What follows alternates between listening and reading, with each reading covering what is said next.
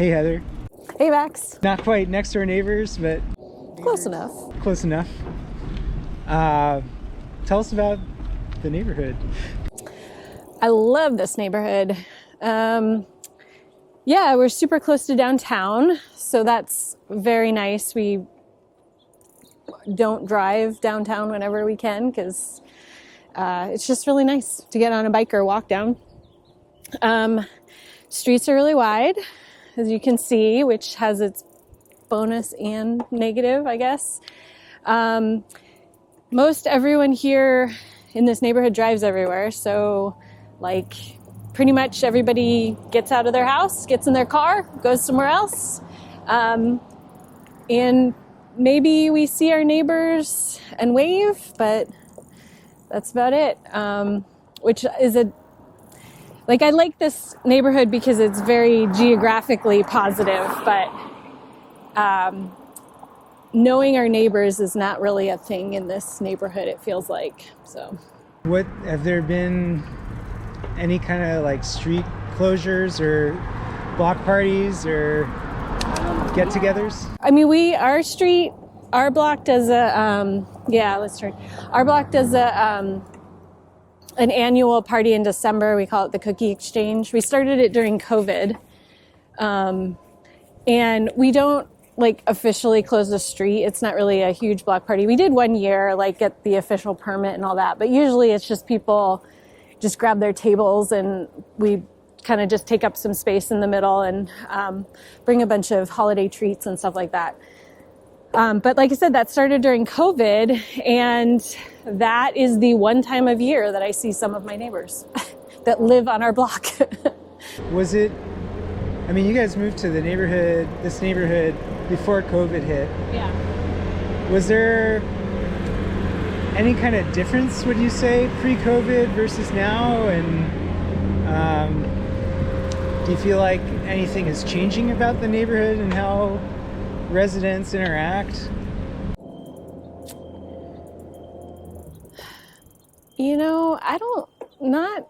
Nothing immediately comes to mind. I feel like during COVID, things changed. People were much more excited to step out their front door and just see who was out and walk around. But I'd say we're pretty much back to how it was when we first moved in, which is people are walking their dogs around the neighborhood. But so maybe dog owners interact with each other more often than anybody else. But it still feels weird, when we go walk to breakfast or something, the four of us, and we see people and we say hi. It still feels like it's not a usual interaction that we have. Yeah. Well, you obviously chose this neighborhood. Yes, we did. So when you were first, shopping for residents, how'd you land here? We did want something close to downtown, because we wanted to be able to, we moved from San Francisco, so we were used to just walking out our front door, going a block, and there being restaurants and bars and things to do and stuff like that. Yeah, it was mostly the location. I mean, it's nice. There are definitely trees and stuff like that, which was one of the other big things, was just that, it's not a barren pavement land. Well, I think you're deeply underselling community beyond this immediate neighborhood as defined by the streets surrounding it. Is that you and husband David started a bike bus together, and independent of getting other parents and students, classmates of your children, going on bike to school, you've been pretty diligent about getting your own kids biking to school. So I guess what inspired that, and did you know you were gonna have your guys' kids biking to school from early on, or was it this neighborhood that facilitated it? Would you have done this in any city or place that you'd chosen to reside? Actually, I don't know. I mean, when we moved to San Mateo, I wasn't really a biker. I didn't even own a bike. I mean, Dave he was more of a rec rider from San Francisco, going across the bay and stuff like that. So when we moved here, he was really like, you should get a bike, you should get a bike. And I think the only reason that I was totally up for it was that most of everywhere we need to go is pretty flat. And I think I would have been super intimidated if we lived up in the hills or something. So I think that's unique about San Mateo, is that I definitely was encouraged to ride here because of the topography. Then once our oldest was ready for kindergarten, it was more that we kind of looked at schools that we could bike to, as opposed to knowing before we had kids that this was the neighborhood we could bike to places. So when he was going to go into kindergarten, we, our neighborhood school is close enough. It's just across the train tracks, which is a little inconvenient, but, not too far. And then we were just looking at like one or two other schools we thought we could bike to. So yes, I guess going into kindergarten, we knew we were going to have them biking to school. Yeah. What would you say are some of the deterrents or hardships, both to yourselves shepherding your kids to school and back, and the other parents you've tried to recruit for forming a bicycle bus of multiple households? Yeah, I think, there's physical barriers. Like, we have to cross the train tracks, we have to cross Delaware and 92, and those are like huge barriers. So even still, my oldest could physically ride to school himself. He knows the way, he could do all that, but those are barriers to letting him do it himself. For our families, why don't we turn here? I think the biggest thing is just what every parent deals with, which is getting your kids ready and out the door when, school is not the most exciting place for them to go. So it's like having, in weather, it takes longer because you got to make sure you've got all your gear on, and cold weather and like rain and all that. Like, it just takes a little longer rather than just walking out and getting in your car, right? So I think that's a big barrier. And then, for, like I was saying, with kids riding themselves, we met a family who's rode with us very consistently last year.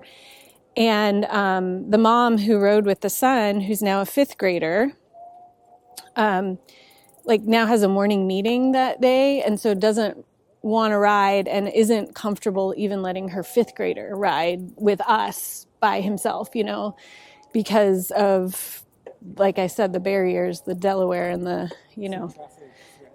Yeah, I think that's what gives people a lot of hesitation. Because, if you could just get your kid out the door and they ride themselves, it's a very different scenario than if you have to get them ready and get yourself ready to get out and bike, right? So I think that's one of the biggest barriers, and, all the stuff that it's just hard to bike sometimes, right? I don't love biking in the rain. I don't love biking in the cold. So that motivation isn't there. If I'm feeling sick, if I'm having back problems, all these things are, but we don't have another option. It's drive or bike.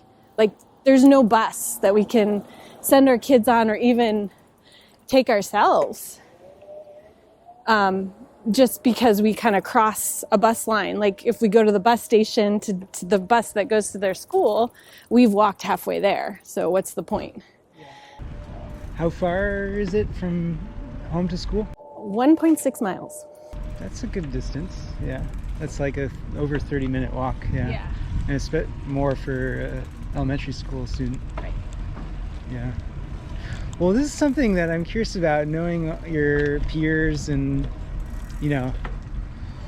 not necessarily neighbors that you've come to know having moved here, but in general for parents, something that fascinates me about that decision around school commute is that parenthood in North American communities is signing up for 16 plus years of chauffeuring.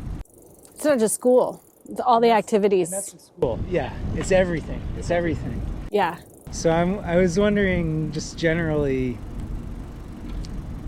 those inhibitors for parents to relieve themselves of that chauffeuring duty, and like what things could materially change that, and at what kind of juncture do parents reconsider letting their children have their own mobility rather than chaperoned mobility?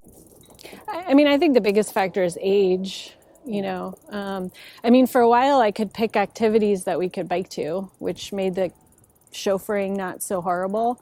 Yeah. But my oldest is old enough now that, you know, to do the things that he wants to do and we want him to do, that's not always the option, right? I mean, we could just not do those things, but that doesn't feel right either. So I think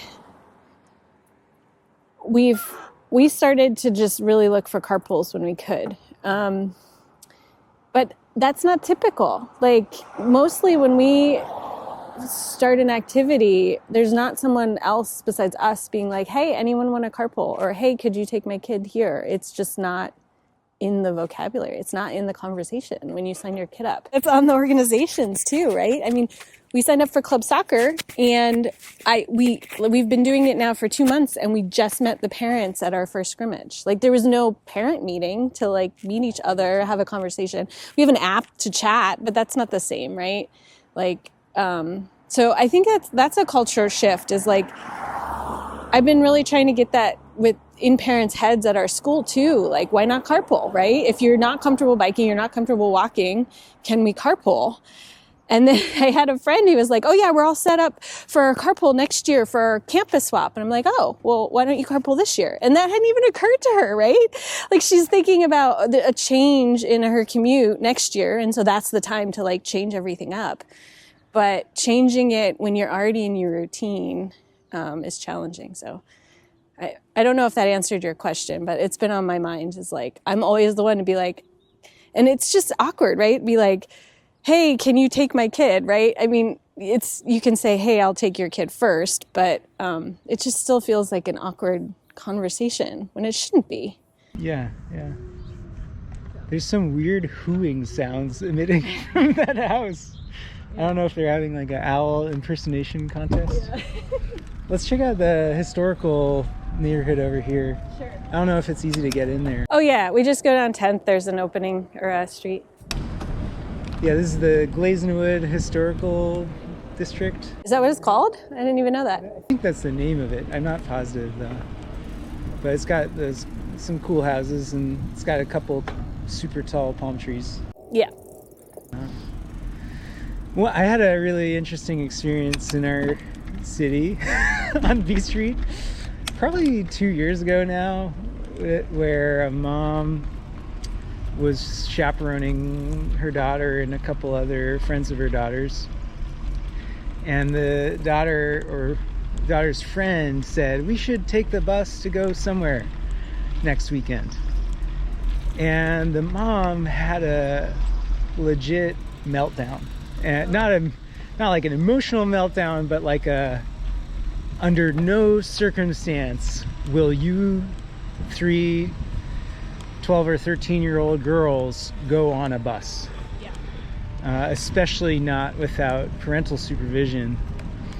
And I mean, that was such a memorable thing I witnessed, because to me, I'd started riding the bus around in San Mateo with my wife, and I just took it as a personal insult that this mother distrusts the community so much that someone like me, who was on the bus, would not step up and help her daughter and her friends if they found themselves in a bad situation. And it was just such a moment of incredible distrust this mom was expressing. And on the other hand, I get it.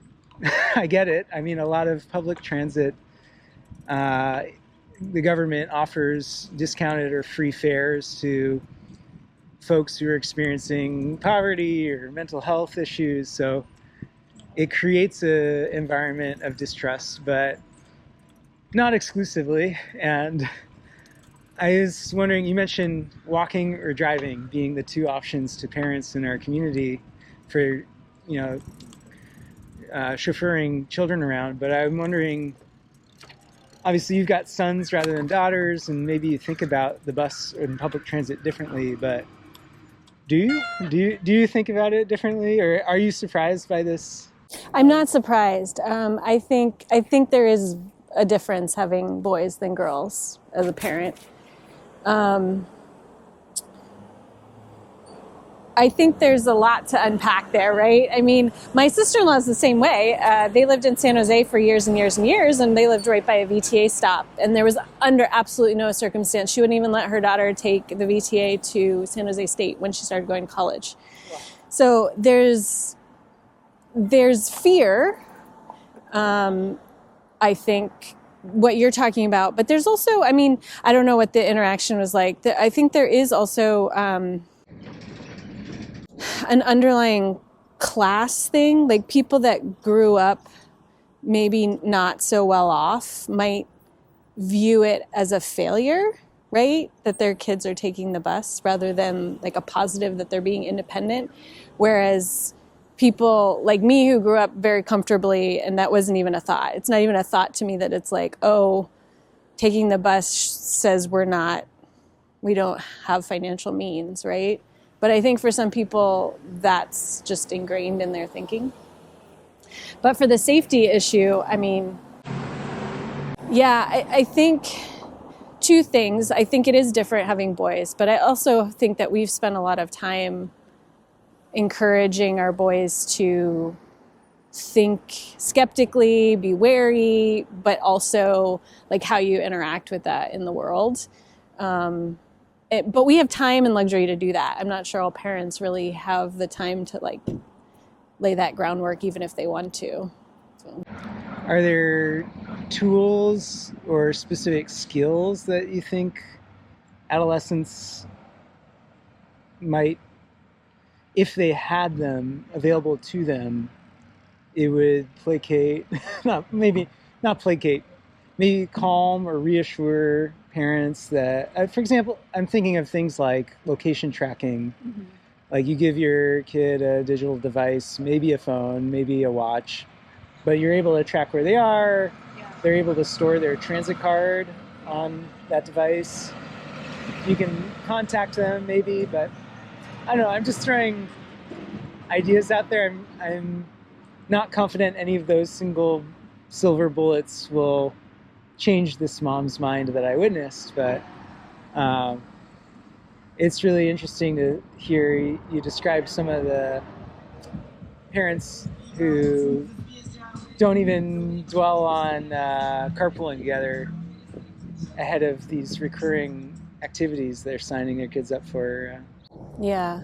I mean, I definitely think so. We got our older son a watch for that reason, because he was going to start being at activities where we weren't staying for the whole time. Yeah. So we wanted to have him have a way to contact us. Like I remember back in high school, right, when my parents were late or something, there was a payphone in the school. I just called them, right? And it's funny that we're so connected with mobile phones now, but there's not that option. Like if you're at an after-school activity that the office isn't open, like there's no phone anymore, right? So you have to bring it with you. So that's one, I think, tool that would be really helpful. And we specifically got a watch, not a phone, so that it had much more limited access, right? It's just to call us. It's just to track. It's not to like, there's no social media or anything on that. So, but you have to know what you're doing. If you like want to engage with that without exposing the kid to everything, you have to know. You have to turn on the controls. You have to like be savvy with the technology. I mean, there's also other like trackers you can get that's not even a phone, right? You could air tag them, for example, if you didn't need them to call you. You just wanted to know where they were. So yeah, I think there are technology tools, but I think it's you have to know what you're doing. You have to know what you're looking for to get the technology in the first place and set it up properly. It's money. And it's money, yeah. It's money. Got to pay for the data plan and stuff. Right. Shall we zigzag some more?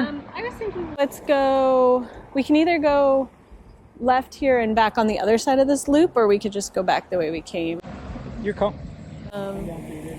I'm on my e-bike, so Yeah. it's Me not too. Let's go. strenuous, yeah. Yeah. Let's go left here and loop around. But yeah, I think you have a point that I think about a lot about, this mom who wouldn't let 3 girls together go on a bus, right? Yeah. And not just one. It's not just like leaving her daughter alone on the bus. It's like with her friends. And I think that is such a much bigger question than transportation. Let's turn here. That's just, a complete distrust in the community, right? Or not feeling that you have a community. Yeah. I think about that like with when you set your, not every parent sets their emergency plan, right? And we've done a kind of a scattering job. Like what happens, my kids know, when they should leave the house and when they should get under a table for emergencies, right? But like, do they know which neighbor to go to?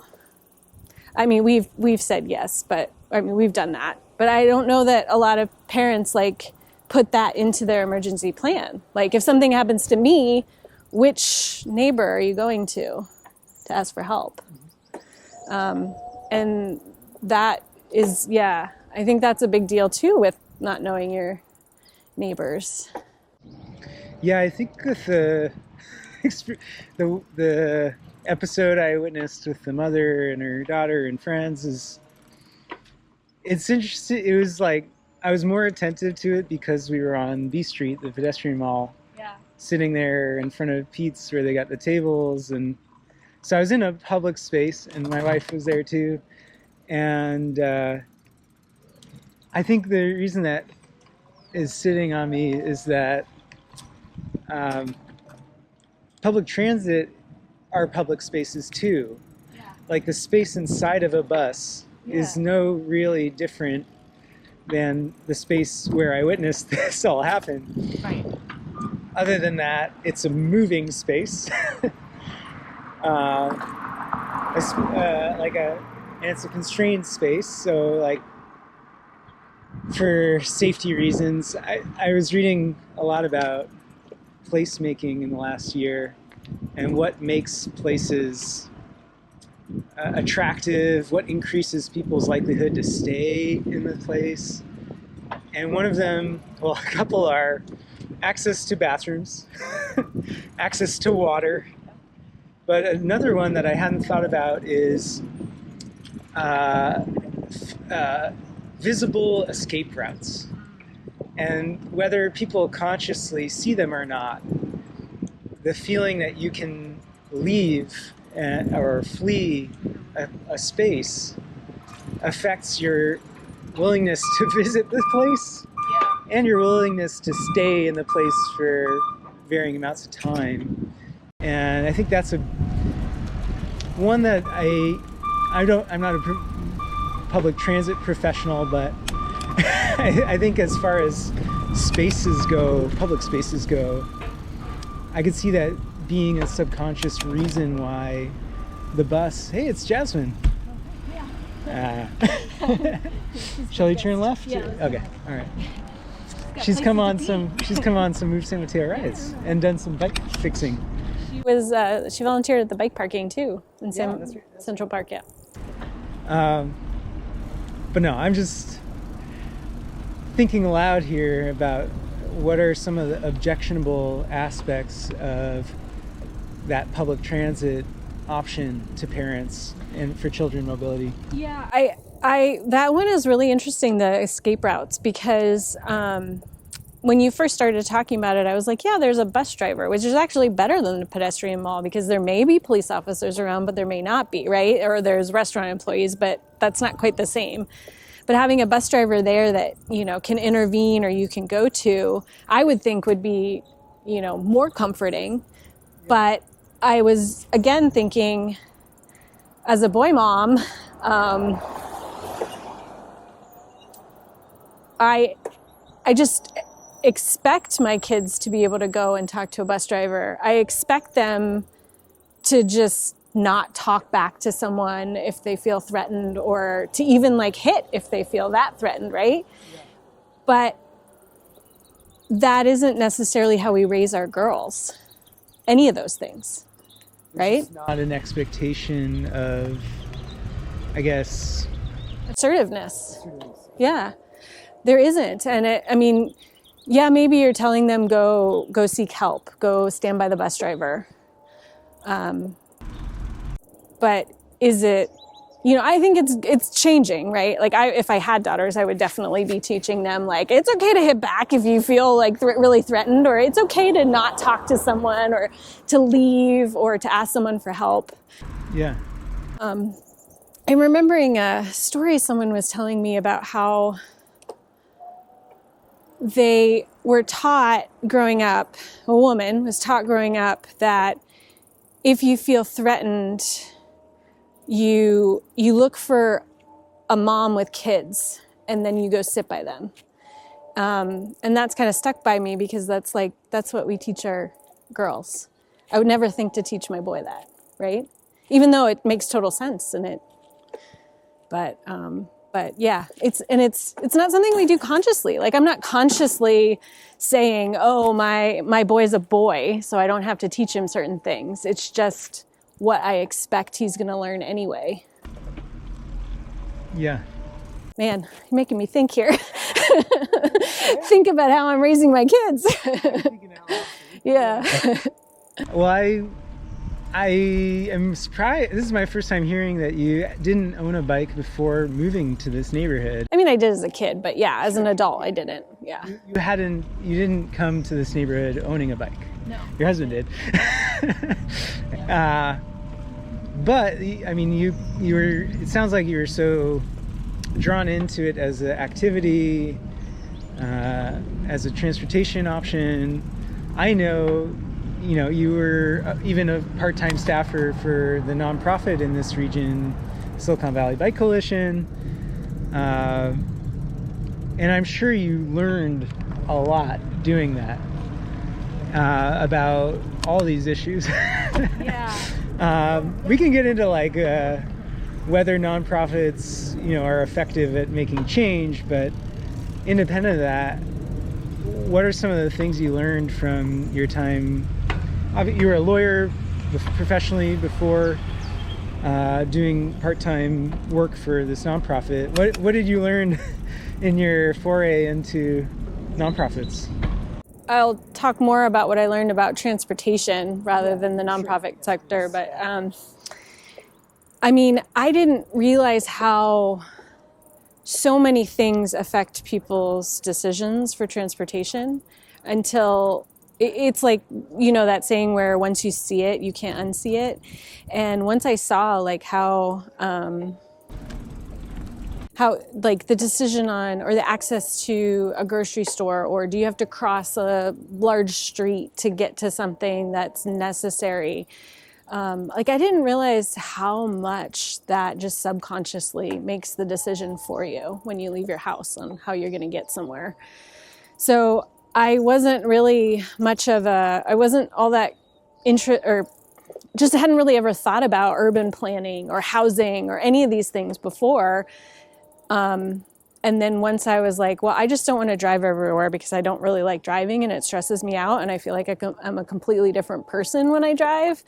That's it was a very, self perspective. But then once I started realizing all of the things that drive me to decide to drive, I was just kind of, it's interesting, and it's also very surprising how connected everything is to those individual decisions, right?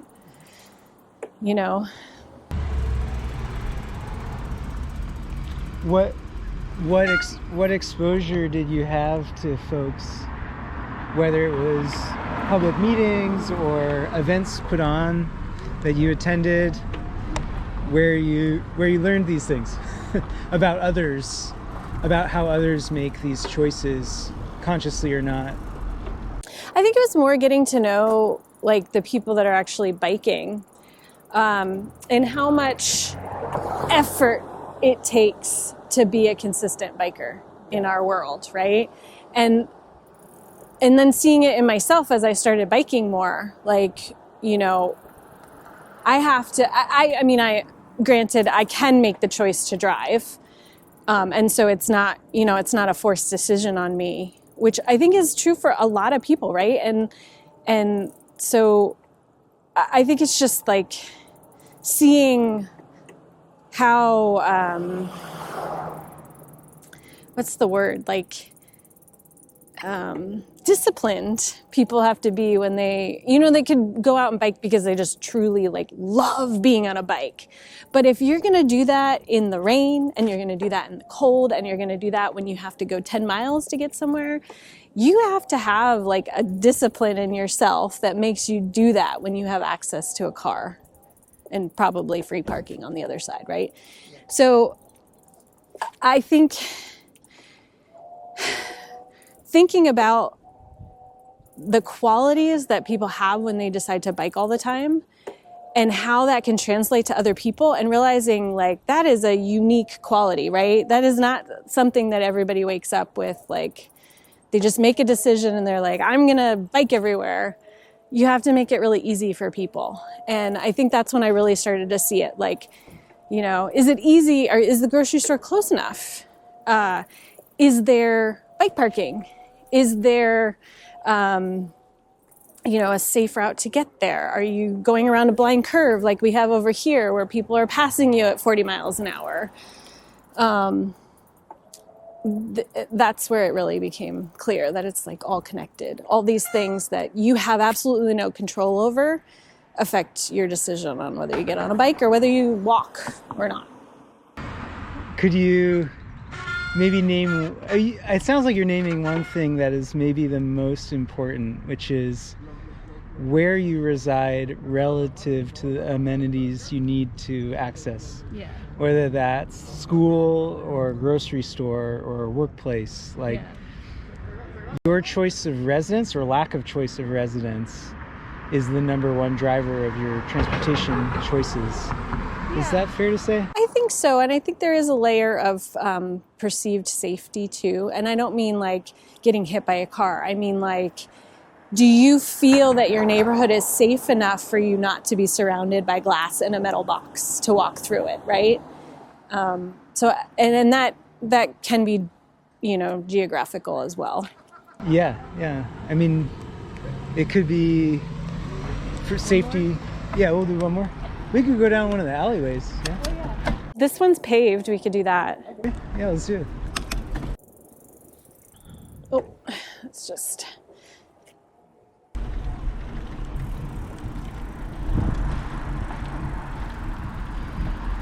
Oh, and like storage, right? I mean, do you have a place to keep your bike that is out of the elements, that it's secure, like all that stuff, I think also can be tied to geography. But have you ever been a victim of bike theft? Sort of. I had just gotten like 5 bikes donated that I was carting for us to fix up and hand out. And I had them on the bike rack of our car, and I didn't lock it, and I parked downtown, and someone took the one of them off the back. But it wasn't mine, but I still felt horrible. I actually probably felt worse than if it had been mine. Yeah, no, I mean, it's totally... I have had a bike stolen, not since moving to San Mateo, but it's totally violating. Like, it totally... I did not replace that bike either. I don't think it was the reason that I ended up leaving where I resided, but at the time that theft occurred, but it definitely impacted my transportation choices. I mean, I didn't have a bike anymore, and the activation energy, budget-wise, it wasn't a big deal. I bought a used bike, but it totally affected things and how I thought about the neighborhood. But yeah, when you look at the folks who bike due to financial constraints, like if they had the choice, they would buy a car. Their budget is like, they won't buy a lock, they won't buy a helmet. Like, And the secure parking, although it's super, super cheap, like bike link lockers at the Caltrain stations and stuff. I mean, it's not always convenient, but when it is, you still have to pay for it, and you have to like have a card that's linked to a bank account, right? Yeah. So those are also barriers to it. Even though it's a lot cheaper than car parking, even though we don't charge anything for parking pretty much, but yeah, all the cars right here. Yeah. Well, but also it's like $1 or something downtown. I don't know. I haven't paid for parking. Free bike rack back there. Yeah. I mean, I would say in this neighborhood, there's like our diagonal neighbors that will bike for transit, but I really don't see many people in our neighborhood biking for transit. It's mostly for rec, like going out to the coast or mountain biking or something. Well, here we go. But it's the people that are like, we get a lot of people biking through our neighborhood on the way to somewhere. But I don't see a lot of people originating from our neighborhood. Yeah. So I still feel very much like unique or unusual, I should say, not unique. It feels a little weird to like leave my house on a bike. Yeah. No, your husband Dave lent me your traffic counter. Oh yeah. To place in the window of our home, pointed at the street and counting how many travelers past our home are driving cars, trucks, bikes, walking. And I think it's really easy to undercount or feel like psychologically like there's low walking and biking activity because it's happening at such a slower pace. And it's so much smaller physically and quieter. Yeah. So you don't automatically pay attention. I was just going to point out the bike rack on this car because that's what I see the most in this neighborhood is there's a ton of bike racks on cars.